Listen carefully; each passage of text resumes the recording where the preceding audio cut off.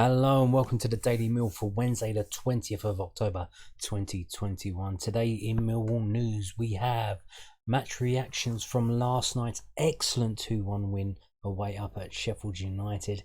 Then we have a loan watch about how Mill's loaned out players got on in the midweek yesterday. And then we're going to dive into the stats behind yesterday's game. But if you don't want to watch that, well, that's right at the end, so don't worry about that. We're going to start off now with this from londonnewsonline.co.uk, and this is their 4 takeaways from Millwall's away day success at Sheffield United. Jed again underlines his importance. Millwall recorded back-to-back away wins in the Championship for the first time this season as they struck late to secure all 3 points to Sheffield United.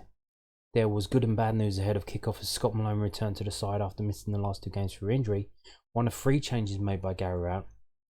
Danny McNamara and Murray Wallace both missed out through injury, with Tom Bradshaw replacing Benicophobe, who was on the bench. The Lions took the lead through a Jed Wallace screamer on 11 minutes, but they were unable to make it to the break in the lead as Malone fouled John Fleck and Billy Sharp scored the resulting spot kick.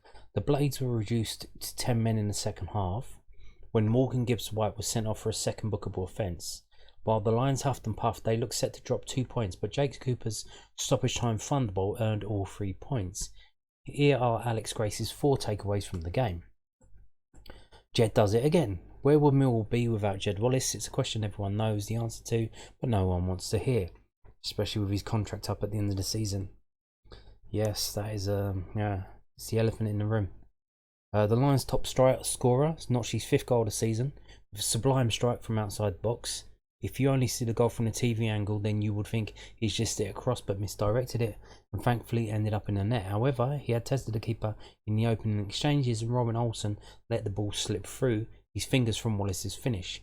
Further angles and replays of the goal show that Wallace checked the keeper's position before he struck the ball in the shape of a shot rather than a cross. He was once again at the heart of everything Millwall did. Another individual defensive mistake. Most of the goals that Millwall conceded in the opening part of the campaign were down to the team as a whole, but in recent weeks it's mistakes that are being made by individuals that are costing the side dear. 2 sloppy errors against Luton cost 2 goals on Saturday, and another dealt the Lions another problem in Sheffield. Malone was missing from Saturday's reverse to the Outers and made his comeback here. He will be disappointed with his decision to foul Fleck when the Blades midfielder was not going anywhere to trouble the defence or Bartosz Białkowski in the Millwall goal. These are mistakes that the Lions need to cut out if they are to challenge right at the top of the table. Bradshaw given a rare start. The former Barnsley man was Millwall's record signing when he joined the club in the summer of 2019. It's been a tough time for the striker since he arrived, but he's only found the net on 14 occasions. And with his contract up at the end of the season, he will soon run out of chances to earn a new one. In truth, service into him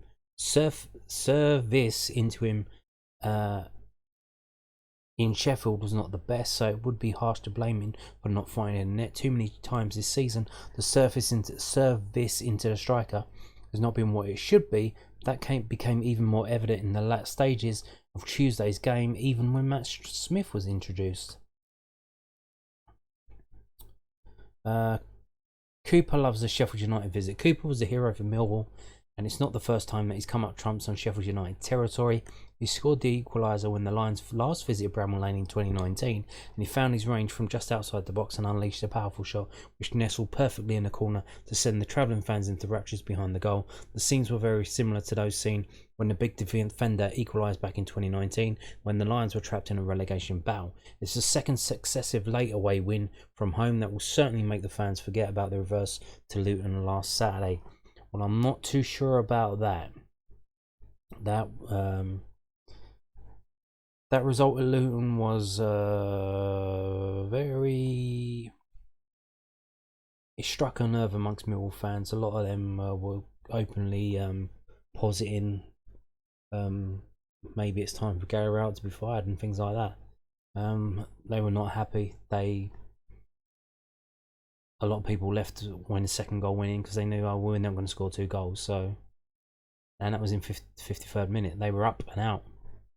Started walking out because they know if you're too defensive, they don't want to see that, and then they really are not happy.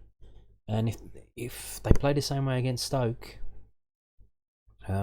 this coming Saturday, you could win every away game from now until the end of the season. You've got to do something at home. You got to play a certain way at home, because that's where your bread and butter is. That's where all the fans are. Most of them have paid their hard-earned money, and you can't. What shall I say? You can't mug them off with shit football. Just can't do it. So let's move on now to Jake Cooper. We got some words from Jake Cooper. There's a video on the official site, and I believe this is probably taken from that video. This is from London News Online. .co.uk. Millwall match winner Jake Cooper. We went back to the drawing board. Jake Cooper revealed that Millwall went back to the drawing board following the 2-0 defeat on Saturday against Luton, and added that the Lions needed to be more aggressive at the Den. The centre-back scored a stoppage time winner on Tuesday evening at Sheffield United. The South London club have produced back-to-back away wins for the first time this season, and a 2-1 victory moved them up to 10th in the Championship. Cooper told Millwall's official website, "We scored an early goal. We started the game really well, on the front foot, pressing them, and they were struggling to play their good football. Jet scores a goal. A bit of luck may be involved, but we've had that against us. So it was great. Things were looking well, and then the penalty, which was a bit of a setback. They got on top of the game, made it difficult for us, and then the red card changes the game, and we were in the ascendancy. We had to take the game to them, and we created a few good chances. Fortunately, we've come up with the good stuff at the end to get the 3 points. No, Jed didn't mean to shoot, definitely not, but he's got great quality, so it's brilliant for him to be scoring goals, and he's doing really well. It's a pleasure to have him in the team. Playing against 10 men is something that we struggled at before. It is difficult. We have to take the game to them. We did well. We created a few chances on the counter-attack and probably deserved a goal by the end. We got there in the nick of time. I was dying to get into the crowd again after scoring, but I'm on 3 yellows, so I have to be careful now. Once I struck it, the feeling was incredible. Great night again. We were really disappointed after Saturday. The way we performed at home, we were disappointed as a group, the players and the staff. We went back to the drawing board and looked at a few things that make us who we are and what makes us a good team. We showed that brilliantly tonight. How we play on the front foot, how we press the other team, how we play in behind, create chances from set plays and on the counter-attack. I thought we did that brilliantly tonight. We've just got to take that into the home games now, and show how aggressive we can be back at the Den. The winning feeling has been back in the last few weeks. To win 3 out of 4 games now is key. Obviously, we're disappointed with Saturday. We can learn from that and take a good performance into our home games, and we'll be looking to do that on Saturday. That's exactly what I said. You've got to do it at home. And Jay Cooper knows that. So I assume all the other players know that as well. And I hope we do see that on Saturday against Stoke. I really do. But there you go. Jay Cooper speaking after his match-winning shot at Sheffield United. Fantastic. Well done, Jake. And now moving on to some more Gary Rowett quotes. Oh, it's quite a long one. So this is from news@den.co.uk. Millwall boss on bravery. If Jed meant goal, Coop strike and Sheffield United red card. Millwall boss Gary Rowett said his side deserved to beat Sheffield United for the bravery they showed at Bramall Lane after he had demanded a response to their 2-1 defeat against Luton Town. The Lions took the lead through Jed Wallace's 5th goal of the season in 11th minute before Billy Sharp levelled from the penalty spot in the 45th minute. Jake Cooper fired in a dramatic 92nd minute winner, his second injury time strike in successive games at the home of the Blades. Rowett was unsure if Wallace meant his goal after the attacker's cross shot from the right arrowed over keeper Robin Olsen and into the top far corner. Morgan Gibbs-White was sent off in the 54th minute after he went down in the area claiming contact with Scott Malone, but the United winger was given a second yellow card. Millwall are up to 10th in the Championship, which is now 11. I don't know. Yeah, there you go. It's the 11th now because the rest of the Championship played on Wednesday, and we are now 11 because I believe Middlesbrough won 2-0. I think that was the result. We asked the players for an honest performance, a really hard-working performance, Rowett told MillFC.co.uk. If we did the right things tactically, we would cause them problems. A place like this is a difficult place to come. There's always a fabulous atmosphere. They won their last home game. You know, if they start brightly, then all of a sudden it's a very difficult game. They've got fabulous players, particularly in forward areas, that cause us problems. But I thought for the first half an hour we were absolutely brilliant. We counter-attacked, we transitioned, we got our wing-backs in dangerous positions. Our front three caused them problems. I thought we were really good. And then I would say for about 10 minutes before half-time, they just started to cause us a few problems. They're going to do that with the movement they've got. They just dragged us out of areas. They made a change as well, and that, yeah, they did. They made a change in the first half, and it wasn't an injury, it was tactical. So they were not happy with the way they were playing, and they changed it, which is something to note about there, Gary Rowett. You can make substitutions in the first half. You can make them at half time. You don't have to wait until the 65th minute or the 80th minute. They just dragged us out of areas. They made a change as well, and that made a difference. Almost playing with 2 10s. Those 2 10s got behind our midfielders and caused us 1 or 2 problems. We made a mistake before half-time, which was disappointing because I felt we deserved to go in 1-0 up. Then half-time changes things a little bit just in terms of that psychology. We scored a very good goal, and I forgot to mention, you'd have to ask him if it was cross or shot. I'm sure he'd say it was a shot, but the fact is quite close to the byline and puts it in a good area of pace. Does he miss hit it? Is it a perfect shot? I don't know. Of course he will say it was intentional. That's why I haven't bothered to ask him. But it's good play. Whether we get a little bit of good fortune, I felt we deserved it with our performance. 1-1 means it's a difficult game. It means the game swings in their favour. For 10 minutes into the second half, I have to say I was very close to changing formation. Very close to changing because I felt as though I needed to, that they were causing us problems. The sending off, I haven't seen it, so I don't know. Scotty felt the lad kicked his leg and then went down, so I don't know if there's contact. I was worried for a second that the referee had given another penalty. The sending off changes it a little bit again because now we get into those transition forward areas a little easier. They still had chances, and Bart had to make a couple of very good saves. Their keeper had to make a couple of good saves as well. I felt we had to take one of our moments. We had quite a few second half when we needed to be a bit more clinical. And then in the end, Coops hits a wonderful, wonderful strike. It deserves to win any game of football. I felt we deserved it based on the fact that it's a very tough place to come. We'd lost our last game. We deserved it for the bravery that we showed for the vast majority of the game. I was tempted to go 4-4-2, 4-2-3-1 after the sending off and put another forward in. But you look at Sheffield United's good players, and every time the ball broke to them, they just kept getting in good positions and looking like they might get something. I thought it was a good game where freshness might win us it rather than tactical change. We put Mason in as a left wing back to see if he might change the dynamic of the game. It was a really end-to-end game the last 15 or 20 minutes. I'm sure it was a really good game to watch for the neutral. For both managers, I'm sure it wasn't quite the game you want. Could we take one of our chances? We finally did. I don't think it was one of the chances we would take, but Coop certainly makes the most of it, and it's a wonderful strike. So there's the interview with Gary Rowett after the game. This is taken from a video on millfc.co.uk as well. So there you go. Cooper and Rowett speaking after the game. Now we can move on to Loanwatch. What happened to Millwall's loan players during a week? This is from news@den.co.uk. Defenders denied FA Cup meeting for now, while Sutton United run ends. 2 Millwall defenders have been denied a meeting in the FA Cup first round, at least for the time being, after Yeovil went through on Tuesday night, but Dover Athletics' game against Yate Town was called off before kick-off. Dan Moss played left back for the Glovers as they drew their replay 1-1 away to Weymouth before winning 2-1 on penalties.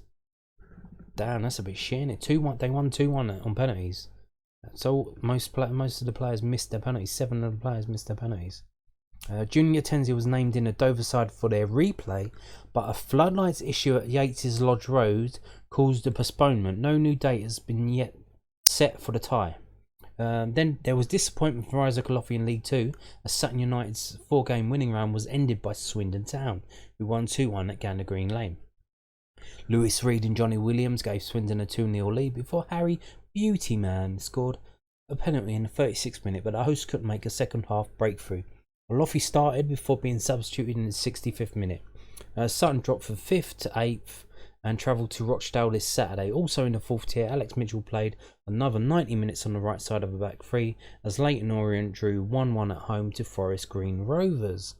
Max Stevens put the visitors ahead in the second half before Orient substitute Aurore Sutriou equalised. Kenny Jackett's Orient are 10th in the table, go to Stevenage on Saturday.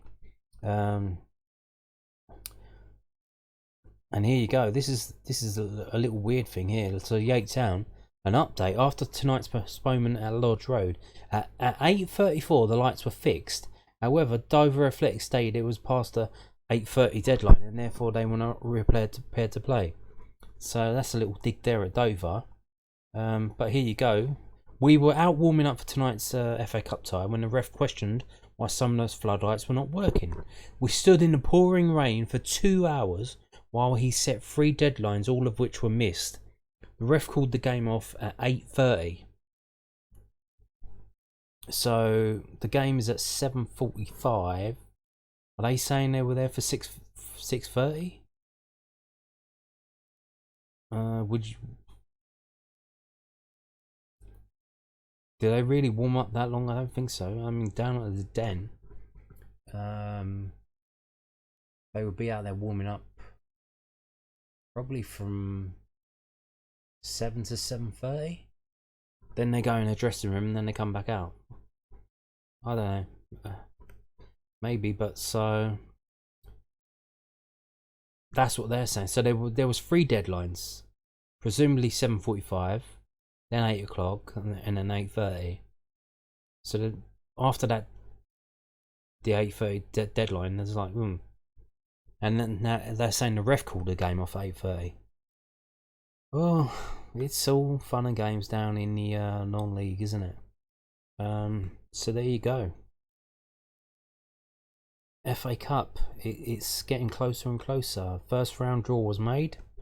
We come in the 3rd round in January. The draw will probably be at the start of December for us, so that'll be fun to watch. So there you go. That's Loanwatch. So now we're moving on to stats from yesterday's game. If that bores the shit out of you, you can switch off now. Thank you for watching. Goodbye. But if you want, here are the stats from yesterday's game. This is from experimental361.co.uk, and you can see here, this is expected goals over the length of the match, and you can see that Sheffield United had more XG than us. They had 2.5 and we had 1.3. So it really should have been probably 2-1 to them, but we rode our luck and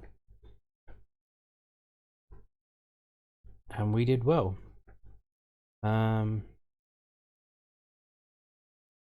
You can see the first half.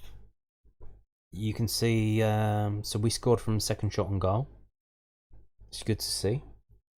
We kept Sheffield United out of getting a shot on goal until the 15th minute, which is nice. But you can see the flat line. So we have 3 shots in the first half, and then flat line from 15 all the way to so for 30 minutes. We did fuck all in the rest of the first half. And you can see after the sending off and after the substitutions are made, when Mason Bennett comes on and Matt Smith, our chances increase exponentially.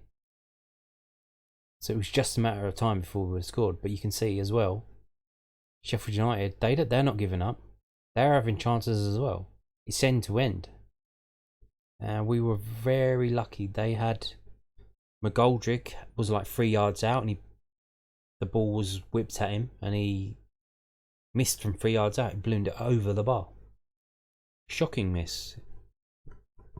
Any other decent striker would have scored that. These are decent chances they're getting here. You can see how high the red line goes up. The one at the start of the second half, and then the one round about the 80th minute. Some very good chances they had. That was probably the shot that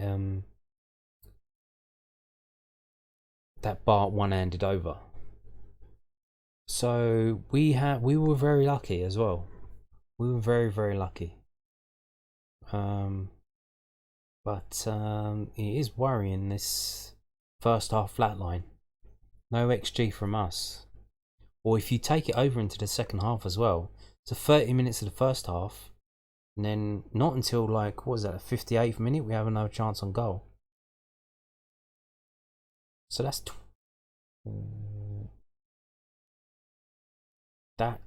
what was that, 30 minutes, and then another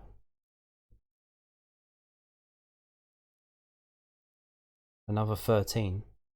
43 minutes of football, we didn't have an XG, a shot on goal.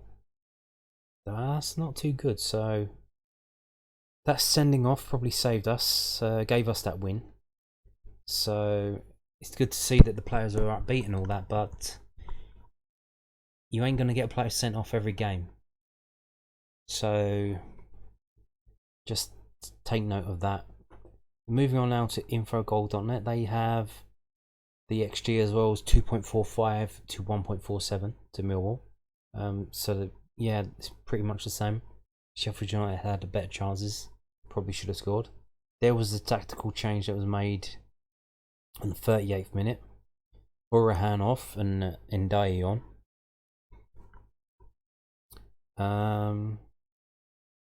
Yeah, so there you go. 75th minute. Bradshaw off, Matt Smith on, Ojo off, Phobie on. So let's go back, and so 75th minute, the substitution made, and then after then, boom, exponential growth in actual shots on target. And the sending off was on the 54th minute, and you can see. So that coincides with our first shot in the second half. So if that's sending off Alan Am, how many more chances would that flat line be all the way to the end of the game? Makes you wonder, doesn't it? So let's have a look at the lineup. What ratings? I don't like the ratings from this website. I've told that before in other stats videos, but let's see what they say. So they've got Billy Sharp managed match 8.8. John Fleck got alright for them as well. Don't care about that. Let's have a look at Millwall. Some loans 7.05. Lowest was Ballard 5.52. No, Saville 5.37. Oh, I disagree with that.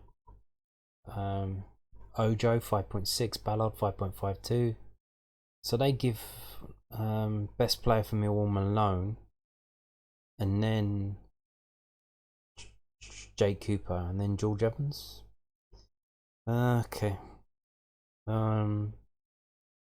Like I said, the ratings for this website, I don't like them. The reason why I like this website is the map of XG.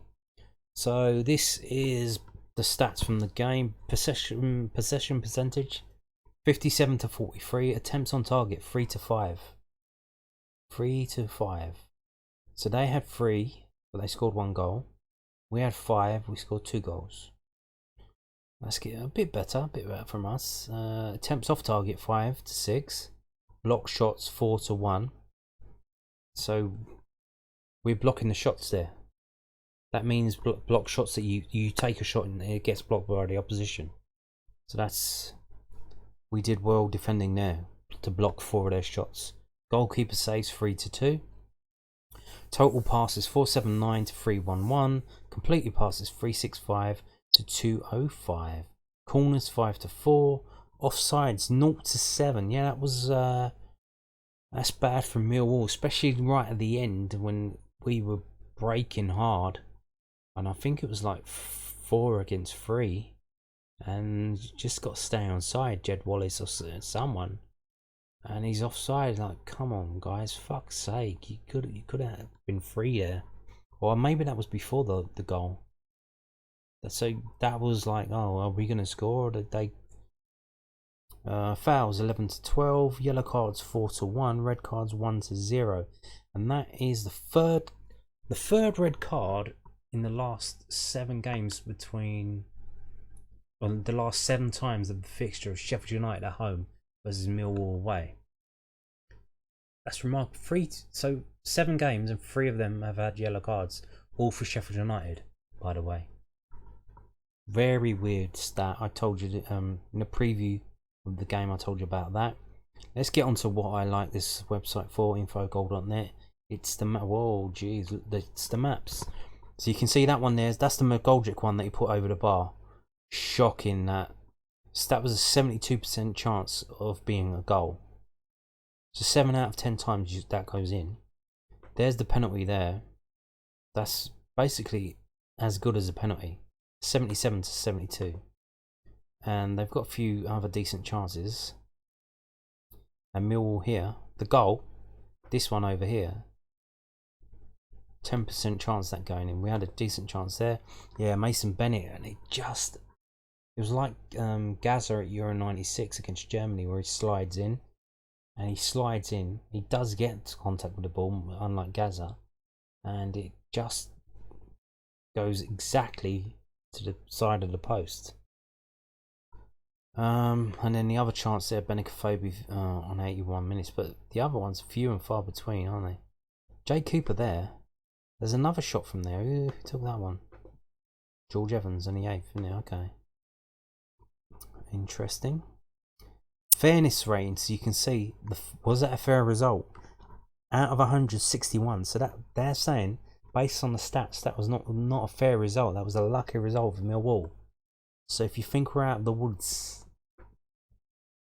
nah, that was a lucky win for us. So we'll see what happens against Stoke. Will surface be resumed? We'll be back to the ways of the Luton game and the like, or will we? Is something changing? Is something happening? Are changes being made? We'll see how it goes. Look at the first half. So there you go.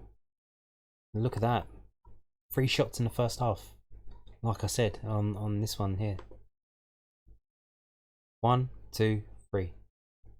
3 shots in the first half. Against the penalty, but then they had 4 other shots. McGoldrick there. Second half. It's the second half, so here's the thing, that he brings on attackers to attack, and then they attack and we get more chances. But he waits until like the 75th minute. Now here's the thing as well. We got lucky because Geezy got sent off. So then, he goes, we can attack more now. Gary Rowett says, we can attack more now. He even said in his quotes, I was thinking of changing the formation, bringing on another attacker, but they were still coming at us and I'm scared. So, but then we did change it because, for fuck's sake, man. He did the same thing against Brighton. No, not Brighton. Blackpool. They had a man sent off early on. And he waits and he waits and he waits and he waits until he makes a fucking change. And it's the same geezer, Jake Cooper, with a header right at the end to win that game 2-1. Right at the end. Right at the end.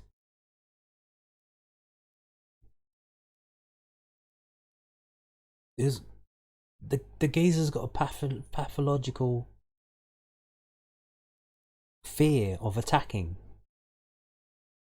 We need to attack. And he only changed it because the geezer got sent off. We're not going to have players sent off from the opposition in every game.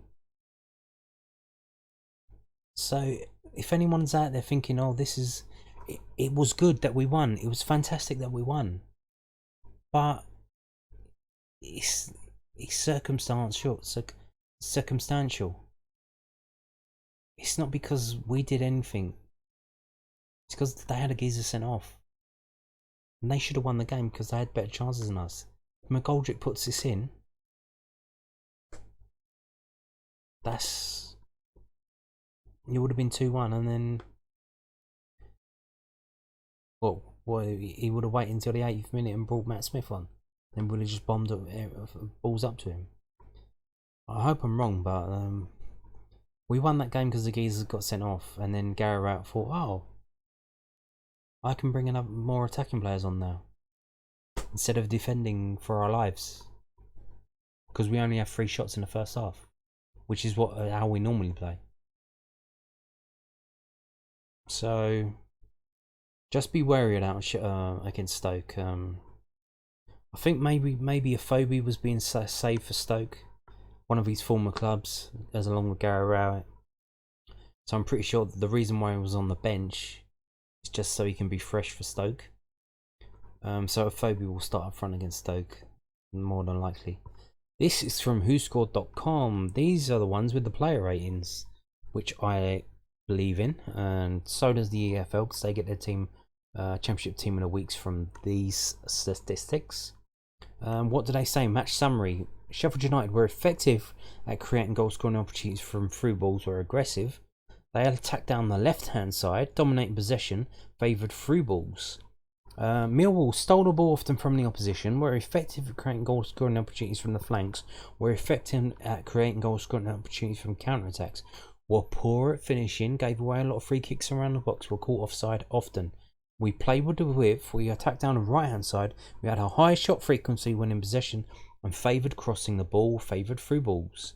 And you can see here, so attempts 12 of 12, 10 to 8 open play, 1 to 2 set piece, 0 to 2 counter attack, 1 penalty for them, none for us. So that's, here we go. Now this tells a different story. 12 shots each, they score 1, that's 8%. We score 2, that's 16%. Nice.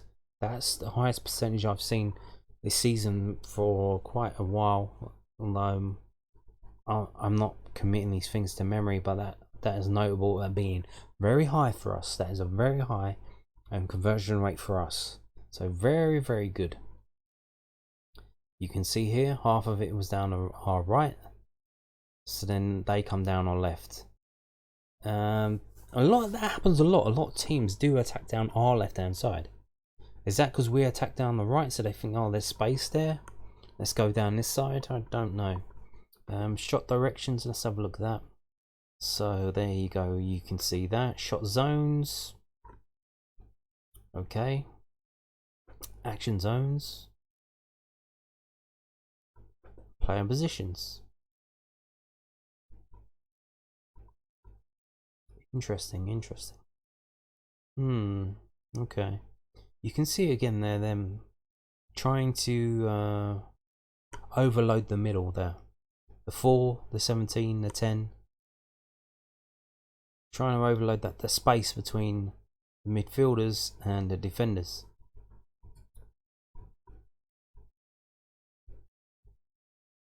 Okay.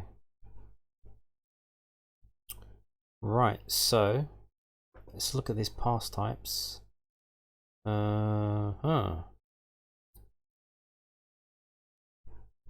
lot of crosses from us, 14 to 25, 3 to 2 through balls, 67 to 69 long balls, 414 short passes to 248. Jesus.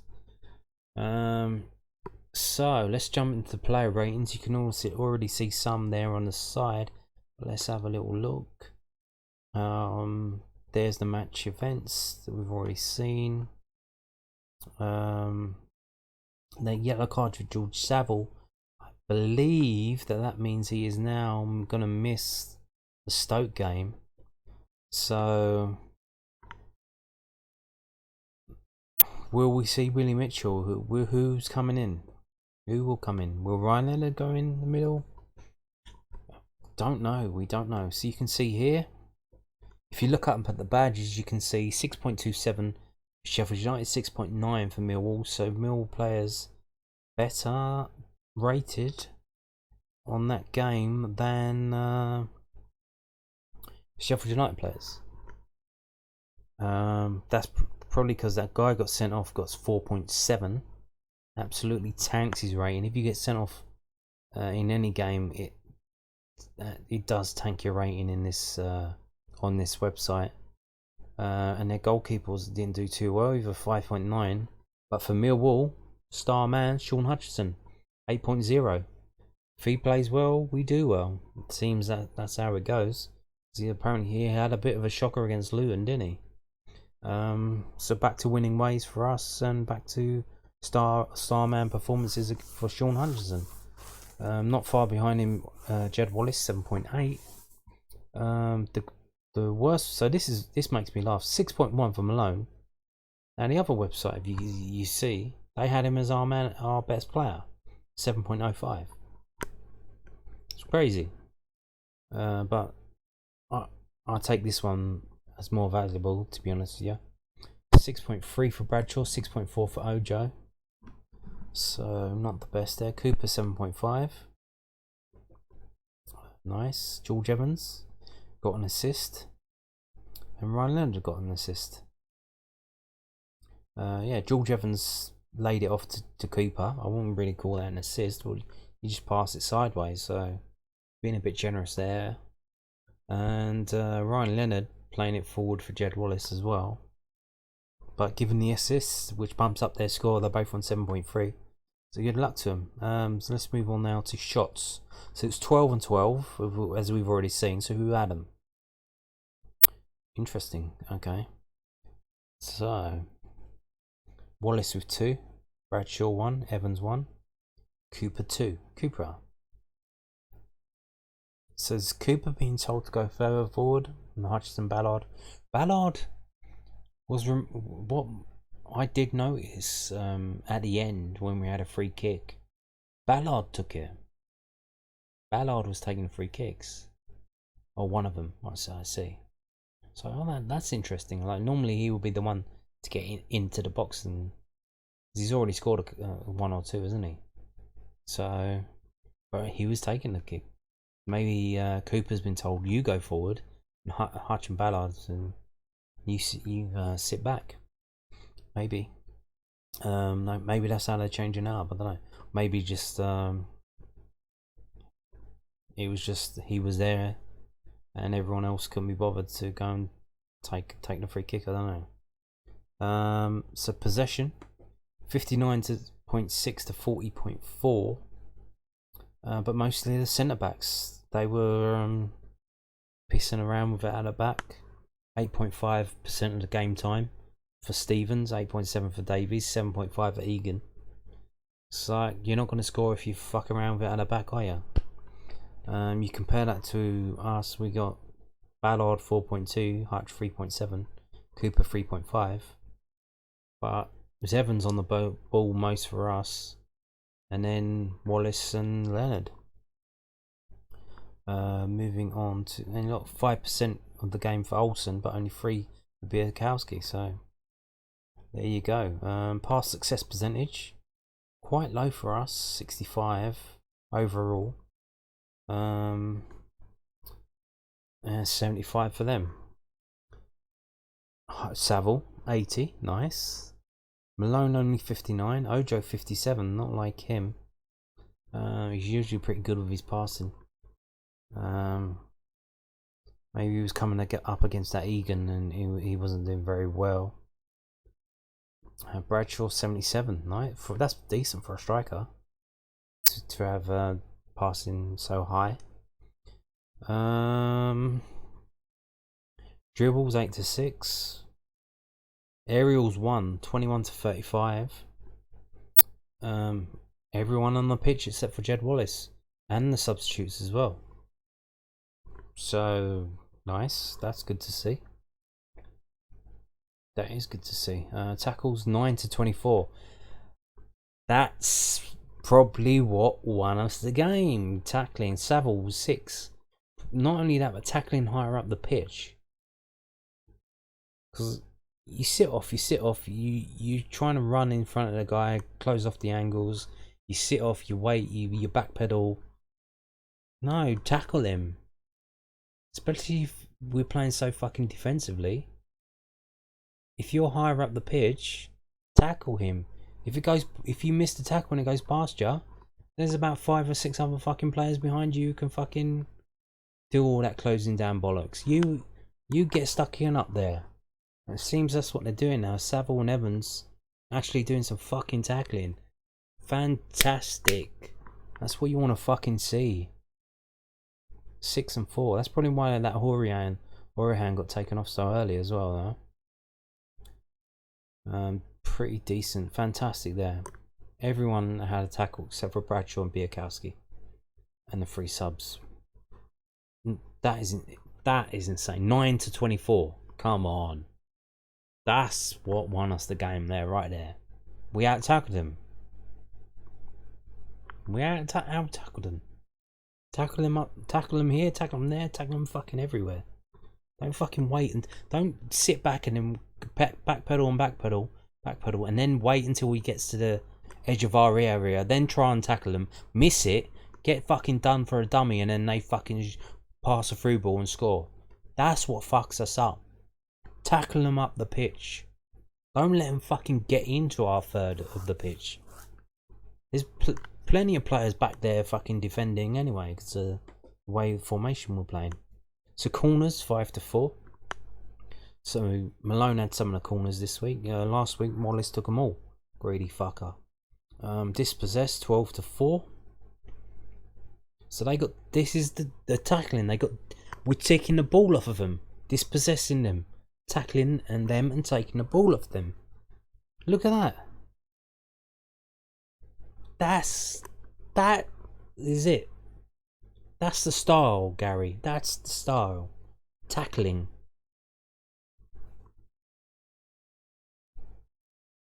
That's it. And we're going to move on now to the list of the player stats, as most of what we've just seen, but a little bit extra, like touches. Who had the most touches for Millwall? Ryan Leonard, 57. He done very well, I thought. He did do very well. George Evans, 54. Sean Hutchinson, 53. Danny Ballard, 51. Interesting. Okay. And pretty much correlates with the rating. So the more touches you have, the higher rating, basically. Here's the ratings for Millwall players: 7.99. Sean Hutchinson, 7.78. And you got, what we've got there? We've got 7 players on 7, which is fantastic. Lowest rated player, Matt Smith. So that's not good for Scott Malone now. Is he still carrying a knock there? 6.09. He got beaten by Mason Bennett, who had 8 minutes on the pitch. Malone had 82 minutes on the pitch. Mason Bennett had 8 minutes on the pitch, and he did enough to get a higher score than Scott Malone. That is not good for Scott Malone. There's a statistic in baseball called wins above replacement. Because they have such a large squad, they play so many games, they got players coming in and out in certain positions, and a stat they measure is wins above replacement. So it basically means when a player comes in, when a player replaces you, who wins? How many wins do you have as a team? Is it when this player plays or this player plays? So one of the things here is score above replacement. If you get subbed off and the player who comes in that gets subbed for you gets a higher score than you in less time on a pitch, that's not very, that doesn't make you look good as a player. So Scott Malone here, maybe he was press ganged into playing. Maybe he's not fully fit yet. They wanted him to play because they didn't really have anyone there, because Murray Wallace is still a bit, he's injured as well. So if you got Malone injured and Murray Wallace is injured, who plays there? I did say George Saville could play there, but I mean, you're clutching at straws then, aren't you? Maybe Mason Bennett, he said he played him there at the end, because he didn't really have much defending to do. But there you go. So not good for Scott Malone when your replacement gets higher score than you.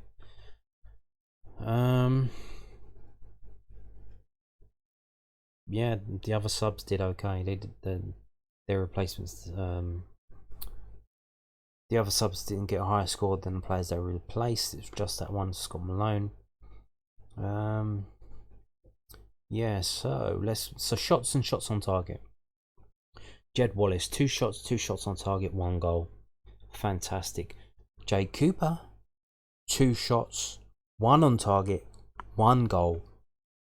Wonderful. Fantastic. Mason Bennett, here's why he got such a high score. 8 minutes on the pitch, 2 shots, 1 shot on target. Fantastic. Out of 13 touches.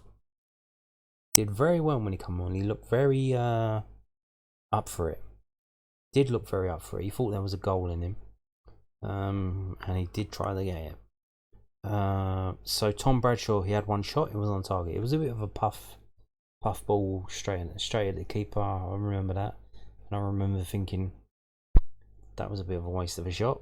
But it was on target. That's how the stats can lie. And if you've got a player who takes a shot and he shoots straight at the keeper, it was on target. If you've got a player taking a shot and he's trying to bend it in the top corner and it goes past the post, that's off target. So which one you're gonna have? You're gonna have which one's better? The player who just shoots at the keeper, or the player who tries to bend it in the top corner and just misses? That's what you got to think about. So shots on target. How many shots do we have? So 2, 3, 4, 5. 5 shots on target, 2 goals. Not bad. That is a lot better. So I told you, where was it? This one. So we've seen here this one. So that bumps it up even further when you take shots on target into consideration in the conversion rate. 5 and 2. Quick math, what is that? That's like so 2/5. Pretty decent, no? Like 40%, no? Nice. 40% conversion rate of shots on target. Fantastic, Millwall, fantastic. That is what we need to see. But it was the tackling that done it. So what have we seen here? We've seen Ariel's one though. Yeah, the whole team basically, except for Jed Wallace. Everyone won an aerial. Let's move on now to this offense. We've seen that. Unscheduled touches. Yeah, that's poor ball control. That's probably explains Scott Malone's such low score and Shea Yojo's slow score as well. Okay. Dispossessed. Had the ball taken off them. Not a lot because we were doing it to them mostly. So let's move on to defensive. Who were the defensive fantastics? So George Saville out tackled, got more tackles than Hutch and Evans, than any of the defenders, central defenders. 1 interception, 1 clearance, nice. And you can see the tackling here. We've already seen it. Decent from the whole team, fantastic. Everyone except for Bart, Bradshaw, and all the substitutes got a tackle in. Nice. That's what won us the game, that tackling, I believe. I do believe. Interceptions, Hutch leads that, 5. Then Ballard with 3, Leonard with 3, Saville, Evans, Wallace. Clearances, you can already see, look at that. There's your star man. There's why he's the man of the match. 7.99, 9 clearances, way above anyone else. 2 from Ballard, Evans, Biakowski. He punched one away, I remember that. He punched that away. And then Leonard, Saville, Cooper, Bennett getting 1 in his 8 minutes on the pitch. That helped bump his score up, I believe. Block shots. There's only one man with the block shots. Danny Ballard. He seemed to be the only one. 4 block shots. Nice, fantastic. So let's round it up now with the passing. So we've seen the pass accuracy, but what does that mean? If you have 3 passes and you get them all, pass them all to another Millwall player, you're 100%. But you've only had 3 passes. It doesn't mean that much. So in terms, these are the players who passed the most: Evans, Leonard, Ballard, Hutchison, Saville. Goes down. But who, in terms of who had a lot of passes but also a high accuracy? So you would probably say Saville, 80% accuracy off of 30 passes. That's pretty decent. Leonard, not too bad either, 72 out of 36. Everyone else is a bit blah blah blah. Now here's the thing. So Bradshaw's was high. We saw that on the other graphic, but only 13. So that's not bad. That's pretty decent for a striker. Let's look at the crosses. So Jed Wallace, 11 crosses, only 3 were accurate. Malone, 6 and 1. That didn't help his score. And then no one else. It seems had a cross on target.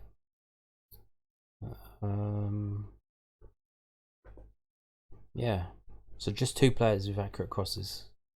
Jed Wallace and Scott Malone, and that includes the corners. So these could be the corners that were accurate. Long balls.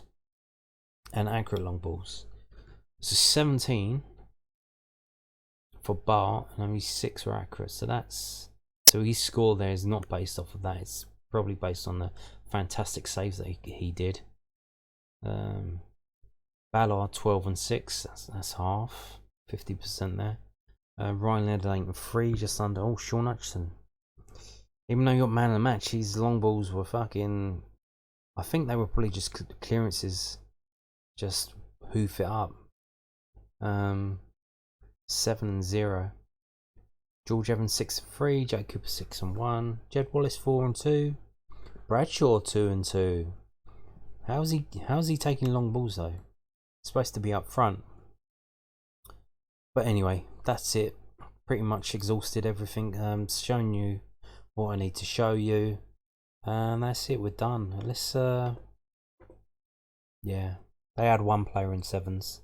They had one player with 7 or above, and we had a load. We had 7, and where we won it was here. 9 tackles to 24. They don't like it up them, and we were very lucky as well. And that's what won us the game, the tackling. Will we see the tackling against Stoke at home? I don't know. Hopefully we will. Hopefully this isn't just a lucky blip. Hopefully the tide has turned and we can actually play some attacking football now. But we will see. Anyway, thank you for watching. Goodbye.